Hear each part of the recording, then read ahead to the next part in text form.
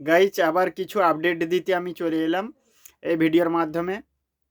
তো আবার 2-3টে জিনিসের রেট বেড়েছে আম গত পরশু থেকে। তো আমি ভিডিও করার সময় পাইনি। তো পোস্তর রেট বেড়েছে, ক্লোভসের রেট বেড়েছে।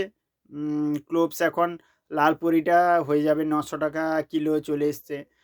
আর বেস্ট কোয়ালিটি যেটা ছিল আপনাদেরকে দেখিয়েছিলাম, সে বেস্ট কোয়ালিটিটা এখন 840 টাকা কেজি পড়ে যাবে। আর মূলত পোস্তর রেটও অনেকটাই বেড়েছে।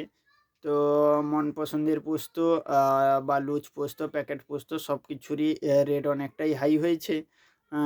চার মগজের রেট হাই হয়েছে, 620 টাকা, 610 টাকা কেজি হয়ে গেছে। এই 2-3টে জিনিসের রেট বেড়েছে, এটা আমি জানিয়ে দিলাম।